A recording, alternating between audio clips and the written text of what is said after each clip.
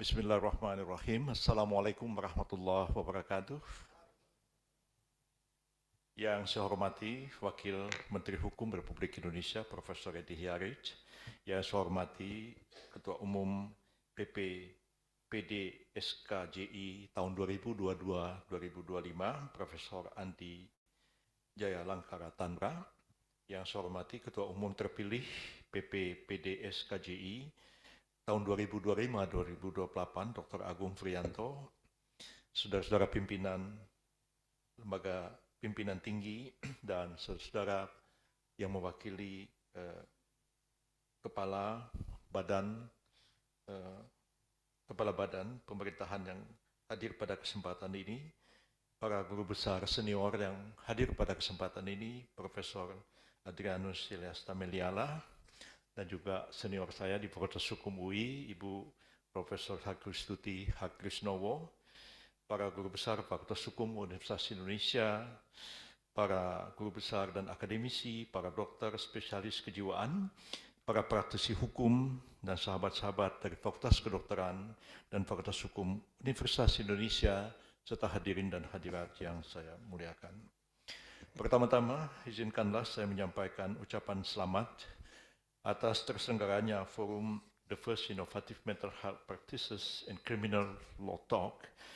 Forum ini adalah terobosan penting mengingat isu kesehatan jiwa telah menjadi perhatian dalam agenda pembangunan nasional kita, termasuk di dalam RPJN 2000, RPJMN tahun 2025-2029, dan visi Indonesia Emas tahun 2045 yang menekankan pentingnya perlindungan kelompok rentan sebagai bagian dari strategi mewujudkan pembangunan berkelanjutan.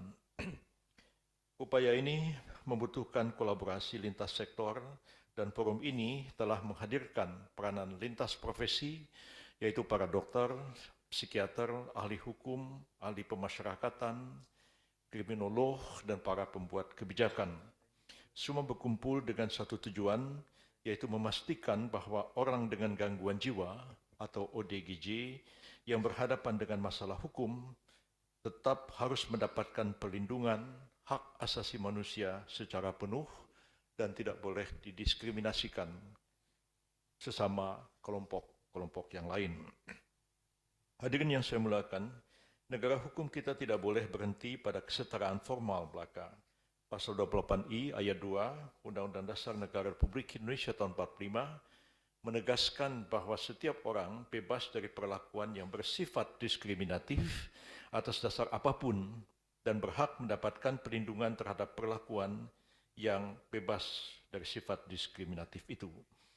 Ketentuan ini memastikan bahwa hak asasi manusia bersifat universal dan negara wajib melindungi semua lapisan masyarakat dan terutama kelompok rentan yang potensial mendapatkan perlakuan diskriminatif itu. ODGJ adalah bagian dari kelompok rentan yang kerap kali justru menjadi korban miscarriage of justice karena sistem hukum kita belum sepenuhnya memahami kondisi mereka. Baik hukum yang kita warisi dari pemerintah kolonial Hindia Belanda dahulu maupun hukum nasional yang kita bentuk setelah kita merdeka masih sangat kurang perhatiannya terhadap kondisi yang dihadapi oleh para ODGJ, termasuk juga kajian-kajian yang kita lakukan terhadap hal ini masih terasa sangat kurang.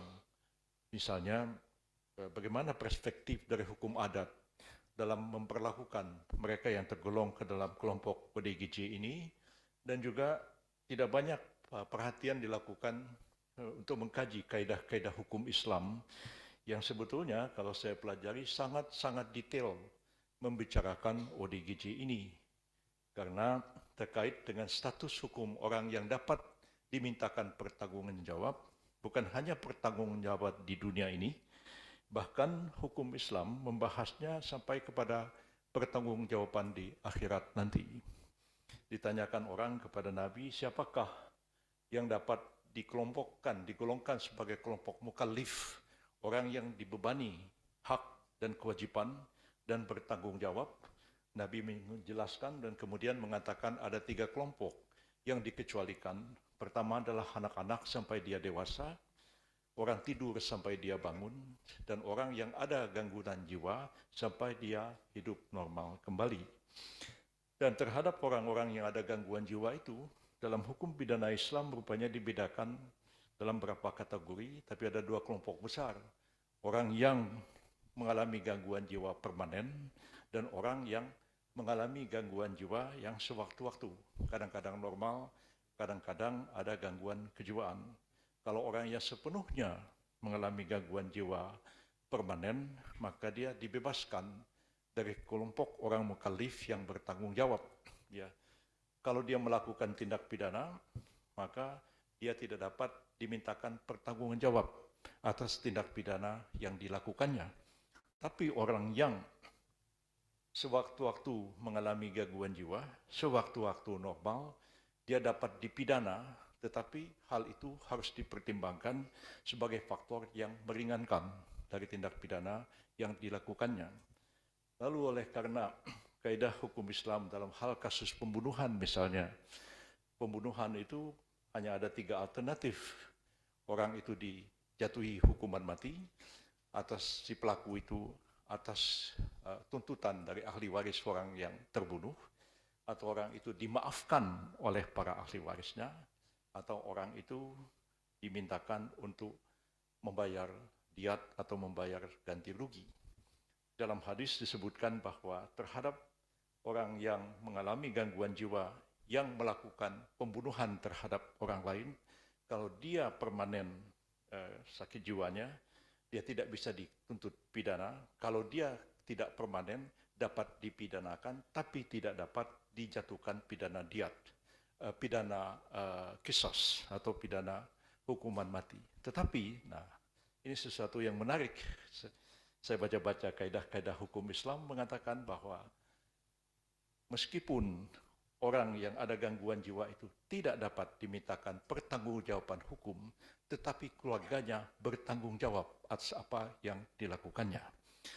Terhadap keluarga itu, ya harus dilakukan musyawarah, ya antara keluarga yang orang yang ODGJ yang membunuh dan keluarga korban, tokoh-tokoh masyarakat, hakim, untuk memutuskan penjatuhan pidana bukan kepada orang yang gangguan jiwa itu, tetapi pada keluarganya. Dan tidak boleh dijatuhkan pidana qisas, tapi hanya ada 2. Bisa ada maaf dari yang korban, bisa juga menjatuhkan hukuman diat. Dan diat lebih diutamakan daripada maaf. Karena apa? Karena keluarga orang yang anggotanya itu ada gangguan jiwa, tidak diberikan satu pengamanan yang cukup, sehingga dia melakukan kejahatan dan tanpa sadar dia membunuh orang lain. Nah, bahkan tidak cuma hukum jenayat Islam membahas ini, bahkan rupanya ditanyakan orang kepada Nabi, bagaimana kalau orang itu gila di dunia ini, apakah dia akan gila juga di akhirat nanti? Jawab Nabi, tidak. Dia akan normal kembali seperti orang biasa, sebagaimana orang buta di dunia, dia akan hidup di akhirat dalam keadaan normal kembali. Ya, tapi dikatakan kalau orang itu memang mengalami gangguan jiwa permanen, ya dari lahir sampai meninggal, apakah dia akan masuk neraka atau masuk surga? Maka jawab Nabi, orang itu akan dimasukkan ke dalam surga. Karena walaupun dia tidak memiliki pertanggungjawaban, tapi dalam memutuskan kasus seperti ini, haruslah diputuskan hal yang menguntungkan bagi dirinya. Jadi saya baca-baca rupanya bukan hanya masalah pidana dunia, sampai di akhirat pun dibahas juga kasus ODGJ ini. Cuman kita ini udah terlalu barat, belajar ilmu. Ya saya juga belajar buku-buku Belanda terus, tapi lama-lama ya beruntung saya bisa membaca buku Arab, jadi saya bisa membaca teks-teks Arab tentang hukum pidana. Banyak hal-hal yang kadang-kadang membuat kita tercengang, yang tidak banyak dibahas di dalam hukum warisan Hindia Belanda, tidak banyak dibahas dalam hukum produk nasional kita tentang orang ODGJ dalam kaitannya dengan pidana, tapi ternyata dibahas begitu mendalam di dalam hukum Islam. Barangkali kalau kita belajar di Barat, belajar di Timur, barangkali kita tidak akan menjadi kaum intelektual, ya orang Asia, tapi berpikir seperti orang Eropa. Nah, sekarang seorang ODGJ yang tersangkut kasus penganiayaan ringan bisa saja langsung diproses secara pidana, dituntut, dan dijatuhi hukuman penjara. Padahal kemampuan mentalnya untuk memahami proses hukum atau fitness to stand trial bisa sangatlah terbatas. Tanpa asesmen medis yang akurat, proses hukum ini justru menjadi pelanggaran hak asasi. Berbagai laporan termasuk dari Dirjen Pemasyarakatan menunjukkan bahwa pelayanan kesehatan jiwa di lembaga pemasyarakatan kita masih menghadapi banyak sekali keterbatasan, baik dari sisi tenaga ahli maupun fasilitas. Kondisi ini mempertegas perlunya kerjasama lintas sektor agar perlindungan bagi ODGJ yang berhadapan dengan hukum tidak berhenti di atas kertas belaka. Nah, KUHP baru Indonesia, yaitu Undang-Undang Nomor 1 Tahun 2023 yang akan berlaku efektif mulai Januari 2026 yang akan datang, membawa beberapa terobosan penting dalam penanganan pelaku tindak pidana dengan gangguan jiwa atau orang dengan gangguan jiwa. Selain salah satunya adalah pembaharuannya terkait dengan pengakuan bahwa dalam kondisi tertentu bukan dengan pidana dengan penjara, seseorang terdakwa dapat dikenai tindakan perawatan psikiatrik, treatment order, dan ketentuan ini sejalan dengan paradigma baru yang menempatkan ODGJ bukan semata-mata sebagai pelaku yang bersalah, tetapi sebagai individu dengan kondisi kesehatan mental yang memerlukan perlakuan yang berbeda. Ini diatur dalam pasal 52, pasal 53 dari KUHP nasional yang akan berlaku bulan Januari yang akan datang. Walaupun ini juga merupakan satu tantangan berat bagi kami, bagi Pak Edi Hiaric juga, bagi Pak Supratman, Menteri Hukum, karena memang KUHP baru ini efektif berlaku 1 Januari tahun 2026, sementara untuk memberlakukannya itu diperlukan beberapa undang-undang, antara lain undang-undang tentang tata cara pelaksanaan hukuman mati yang sangat kontroversial. Jadi saya teringat 2 bulan yang lalu saya diundang untuk menyampaikan kuliah umum di Fakultas Hukum University of the Philippines di Manila, dan salah satu yang mereka pertanyakan, mengapa Indonesia masih mempertahankan hukuman mati. Ya, sementara Filipina sudah menghapuskannya pada waktu Presiden Gloria Arroyo Macapagal sudah dihapuskan karena tekanan dari Gereja Katolik terhadap pemerintah Filipina yang begitu kuatnya, yang kemudian telah menghapuskan hukuman mati. Kita masih mempertahankan hukuman mati dengan sangat-sangat selektif dan hati-hati, dan pelaksanaannya pun masih memerlukan undang-undang. Kalau sekiranya hukuman mati itu sebagai alternatif terakhir harus dilaksanakan. Karena sekarang ini hukuman mati tidak bisa tuntutan tunggal, tapi harus ada tuntutan alternatif dalam rekuisitor jaksa ke majelis hakim, dan majelis hakim dapat memutuskan bahwa orang yang dipidana mati itu tidak boleh dieksekusi langsung, tapi harus diberi tenggang waktu selama 10 tahun untuk diamati oleh tim pengamat dan menilai apakah orang yang dijatuhi hukuman mati ini betul-betul sudah insaf atau sudah taubat atau sudah taubatan nasuha atau bagaimana begitu. Nah, nanti maka kalau memang itu direkomendasikan orang ini sudah taubatan nasuha barangkali, jadi tidak boleh dilaksanakan hukuman mati, maka Presiden dapat mengubah hukuman mati itu menjadi hukuman terbatas seumur hidup atau hukuman 20 tahun. Nah, jadi memang mesti barangkali Pak Edi juga sama, kalau ada pertemuan-pertemuan internasional selalu ada semacam desakan kepada kita untuk menghapuskan hukuman mati. Jadi kemarin Pak Menteri Pendidikan Dasar dan Menengah kita pulang dari Perancis menitip surat kepada saya, katanya ada titipan surat dari Menteri Kehakiman Perancis minta Pak Yusril untuk berbicara dalam forum hukum pidana internasional di Paris bulan Desember. Tapi setelah saya baca suratnya, itu menggalang dukungan untuk penghapusan hukuman mati. Waduh, ini repot ini Pak Kiai, sebenarnya kita datang ke sana, lagi-lagi kita akan dicecer persoalan-persoalan hukuman mati ini. Tapi saya agak sedikit diplomatis, tidak selalu akademik. Saya menjawab pertanyaan para akademisi di University of the Philippines mengenai kaidah hukuman, mengapa Indonesia masih mempertahankan hukuman mati. Di Filipina sudah dihapuskan 10 tahun yang lalu. Jadi saya hanya berteori sederhana saja, saya bilang tugas negara itu memformulasikan hukum nasional adalah mengangkat hukum yang hidup di dalam masyarakatnya. The living law harus ditransformasikan menjadi kaidah hukum nasional. Kalau tidak, pemerintah kita jadi diktator, maunya kita sendiri. Nah, saya katakan seperti halnya Filipina, Indonesia pun menghormati the living law yang hidup dalam masyarakat. Saya katakan masyarakat Indonesia itu, the living law adalah hukum adat dan hukum Islam. Dan negara menghormati hukum adat dan hukum Islam itu. Hukum adat mengakui hukuman mati, hukum Islam juga mengakui hukuman mati. Bagaimana Anda minta saya sebagai menteri atau menteri kehakiman kami harus membuat undang-undang hukum pidana yang menentang kesadaran hukum rakyat Indonesia yang didasari oleh hukum adat dan hukum Islam itu. Saya katakan satu contoh di negara Anda sendiri, ya. Sampai hari ini di Filipina dilarang melakukan perceraian, ya, dan dilarang menerapkan keluarga berencana. KB itu dilarang di Filipina. Ya. Perceraian juga dilarang berdasarkan teks di dalam kitab Bible yang mengatakan barang siapa yang telah dipersatukan oleh Tuhan Yesus tidak dapat dipisahkan oleh manusia.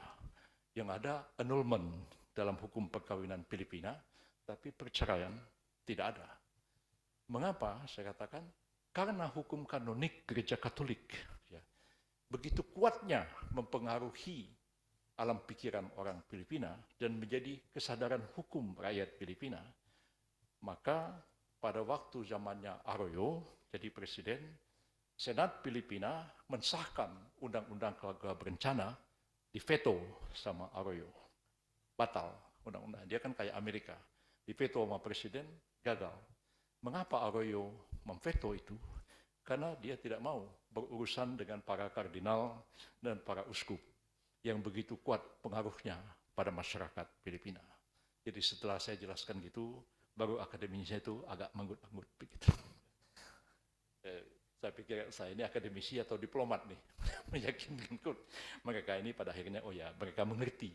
Jadi memang ada semacam sinisme di banyak negara terhadap negara yang masih memperlakukan hukuman mati, walaupun Amerika Serikat juga beberapa state atau negara bagian itu masih mengakui dan memperlakukan hukuman mati itu.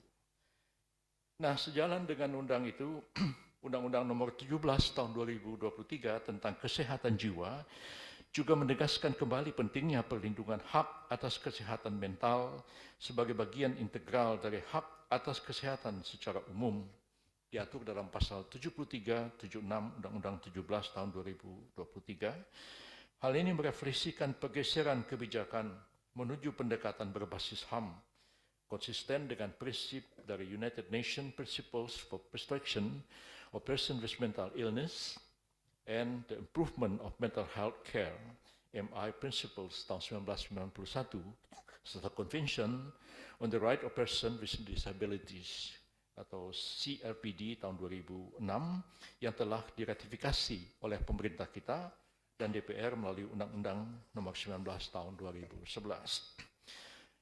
Ketentuan baru namun harus diakui pula bahwa norma yang progresif dalam undang-undang tidak akan efektif tanpa aturan turunan yang jelas dan operasional. Tanpa itu, ketentuan baru berpotensi menjadi macan kertas yang hanya indah dalam teks, tapi gagal diimplementasikan dalam kenyataan. Setidaknya ada 4 aspek penting yang perlu menjadi perhatian kita bersama. Pertama, kewenangan menentukan kecakapan mental terdakwa. Perlunya pengaturan rinci mengenai pihak yang berwenang menyatakan seseorang tidak cakap bertanggung jawab secara pidana karena gangguan jiwa. Bagaimana peran dan kedudukan ahli psikiatri dalam sistem peradilan perlu diatur akurat dan secara proporsional. Standar ini penting untuk menghindari ketidakpastian hukum. Jadi jangan jaksa yang menilai, jangan hakim. Hakim memutuskan, tapi pendapat para ahli yang juga merupakan alat bukti di persidangan itu harus dipertimbangkan. Terutama adalah pendapat dari ahli psikiatri yang dikemukakan di persidangan itu dapat menjadi alat bukti berdasarkan pasal 184 KUHP yang ada sekarang, dan saya kira harus diatur di mana posisi dari ahli ini. Ya. Jangan jaksa menilai orang. Nah, kadang-kadang kita repot kalau dalam pengadilan tindak pidana korupsi, jaksa menghitung kerugian negara. Jadi kadang-kadang kita jadi advokat, sejak kapan Anda ini jadi akuntan bisa ngitung kerugian negara? Anda kan sama belajar hukum sama kita juga. Nah itu juga kadang-kadang aneh juga gitu. Jaksa kok bisa menentukan berapa kerugian negara padahal dia bukan akuntan. Jadi jangan-jangan nanti ada jaksa bisa mengkualifikasikan orang ini ada gangguan jiwa atau tidak. Saya kira itu memang harus disampaikan oleh ahli di persidangan. Kedua, standar pertanggungjawaban pidana bagi ODGJ. Aturan turunan perlu memperjelas batasan kapan gangguan jiwa dapat menghapus atau mengurangi pertanggungjawaban pidana. Yang tadi saya katakan dalam hukum pidana Islam itu dibedakan dua kategori besar, yang permanen dan yang tidak permanen. Yang tidak permanen menjadi faktor yang mengurangi atau meringankan tindak pidana yang dilakukannya. Sementara KUHP kita selama ini hanya memberikan kerangka umum, tapi perlu satu pedoman teknis yang jelas bagaimana caranya, panduan yang bagaimana seharusnya kalau orang mengalami ODGJ yang tidak permanen tapi melakukan tindak pidana, bagaimana jaksa harus menyampaikan rekuisitor di pengadilan, bagaimana hakim harus mempertimbangkan faktor-faktor ini dalam mengurangi tindak pidana, hukuman pidana yang dijatuhkan kepada terdakwa. Yang ketiga, akomodasi yang layak di lembaga pemasyarakatan. Nah, ini saya kira paling berat. Jika seorang ODGJ tetap harus menjalani pidana, nah, lapas tentu wajib menyediakan layanan kesehatan jiwa yang baik, termasuk unit perawatan khusus, ya, sel atau kamar tahanan yang khusus, termasuk pengadaan psikiater serta fasilitas untuk rehabilitasi. Hal ini sejalan dengan Mandela Rules atau UN Standards Minimum Rules for Treatment of Prisoners tahun 2015 yang mewajibkan negara memberikan layanan kesehatan setara dengan layanan yang ada di masyarakat. Kondisi kita sekarang ini melihat lembaga pemasyarakatan kita, melihat rumah tahanan kita, ya pada umumnya dalam kondisi yang memprihatinkan. Yang punyanya Kementerian Hukum saja memprihatinkan, padahal mereka sudah profesional untuk itu. Ada Dirjen Pemasyarakatan, ada Direktur LP, ada Direktur Rutan, Rumah Tahanan. Nah, itu pun ya masih jauh dari yang kita harapkan.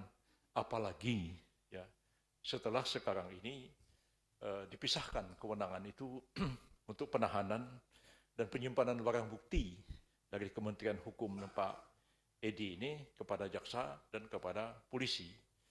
Maka jaksa sekarang menyimpan barang bukti, juga punya rutan. Polisi membentuk Direktorat Tahti. Saya bilang, apa itu Tahti? Itu tahanan dan barang bukti. Ya. Jadi kalau di Polda itu dipimpin oleh seorang kombes. Tapi ketika saya masuk ke dalamnya, astagfirullah. Kok kayak begini diperlakukan tahanan di rutan-rutan yang dimiliki oleh kepolisian itu. Mereka nggak profesional dibandingkan rutan yang dikelola oleh Kementerian Hukum dan HAM atau Kementerian Hukum sekarang, itu sejak zaman Belanda mereka sudah kerjanya itu aja. Sekarang ini perlakuan terhadap tahanan di banyak sekali tempat-tempat rutan kepolisian masih sangat jauh daripada yang kita harapkan bersama. Dan kita was-was juga nanti bisa isu pelanggaran HAM dan lain-lain, repot kita. Ini hal yang harus kita pikirkan bersama. Nah, yang keempat adalah keberlanjutan layanan psikiatri. Tidak cukup hanya dengan perawatan singkat, perlu jaminan layanan psikiatri berkelanjutan, termasuk mekanisme monitoring pasca perawatan, kerjasama lintas sektoral dengan rumah sakit jiwa, dan integrasi dengan program jaminan kesehatan nasional.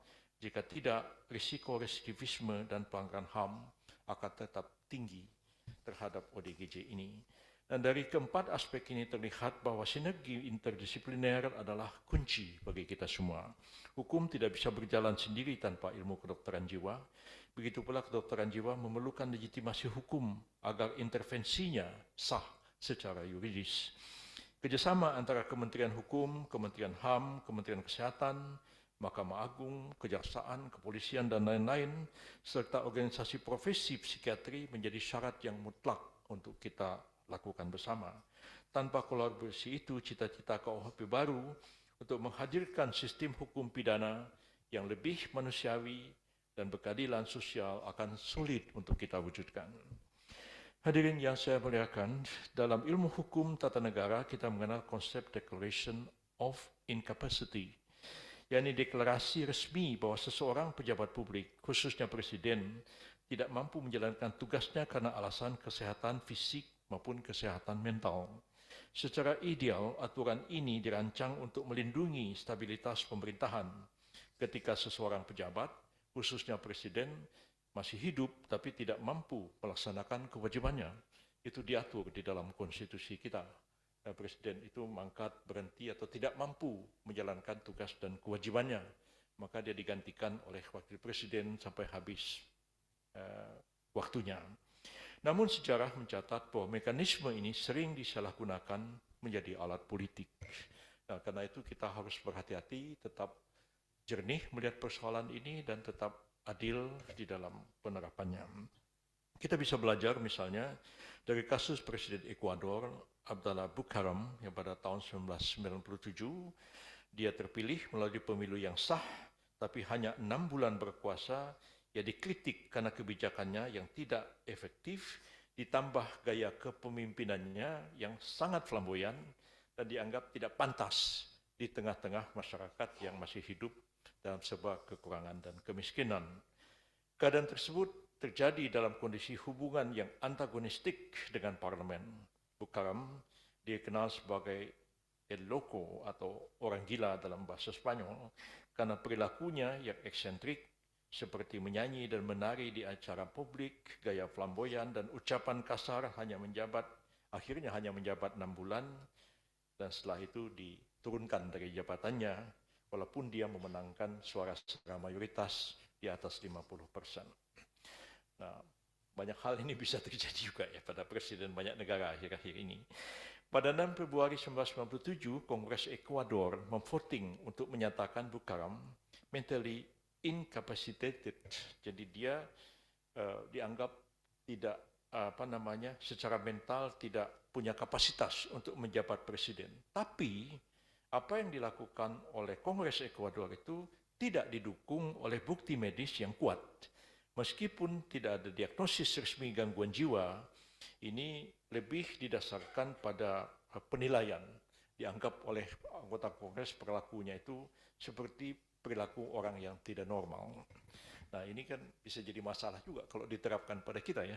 Nanti apakah katanya selebriti yang jadi anggota DPR yang joget-joget ya, dia tengah-tengah rakyatnya yang hidup dalam kemiskinan, apa ada gangguan jiwa atau tidak, kita nggak tahu. Ya jangan sampai ini jadi sewenang-wenang ya, seseorang kemudian dicopot dari jabatannya karena asumsi-asumsi tapi tidak didukung oleh suatu pendapat ahli yang betul-betul kompeten untuk dijadikan bahan pertimbangan. Ya, jadi ya seperti juga di Presiden Filipina Duterte ya, juga melakukan hal-hal yang hampir sama terjadi di sini pada waktu pemerintahan Pak Harto, yaitu Petrus ya, penembak misterius ya. Jadi saya waktu itu masih mahasiswa tahun 78 begitu, tinggal di asrama UI di Rawamangun di kampus UNJ sekarang ini. Pagi-pagi kami lari-lari sampai ke perapatan hutan kayu situ, kita terkejut karena bergelimpangan mayat-mayat yang bertato dan sudah mati. Nah, gitu. pagi-pagi kita jam 6 gitu lari di situ. Itu kita mengalami peristiwa itu, dan pada masa Pak Jokowi kalau tidak salah itu termasuk salah satu dari kasus-kasus pelanggaran HAM berat yang terjadi di masa yang lalu dan harus diselesaikan secara non-justisial. Ya, jadi Duterte melakukan hal yang sama sebenarnya di Filipina menghadapi narkotika dan melakukan penembakan-penembakan di mana-mana, ya, dianggap jadi masalah, dan sekarang dia menghadapi tuntutan di International Court of Justice di Belanda karena dengan tuduhan melakukan extrajudicial killing, ya, dan itu pun jadi masalah juga sampai sekarang di sana.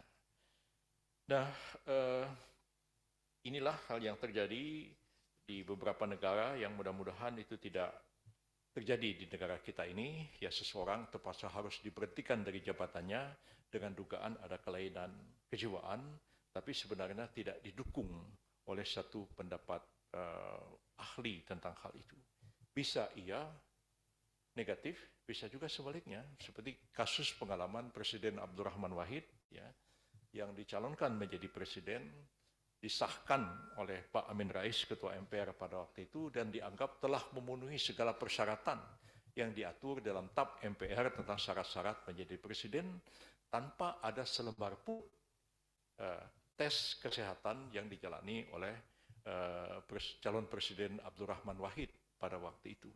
Tapi yang kedua, ketika beliau akan mencalonkan diri kembali KPU, tim penguji kesehatan untuk melakukan pengujian, dan kesimpulan dari tim dokter itu menyatakan bahwa Abdurrahman Wahid tidak memenuhi syarat kesehatan untuk menjadi calon presiden. Itu saya kira mungkin lebih fair kita melakukan hal-hal seperti ini. Jadi kalau Bukaram tadi diberhentikan karena dianggap ada kelainan kejiwaan, tidak memenuhi syarat, tanpa ada keterangan ahli.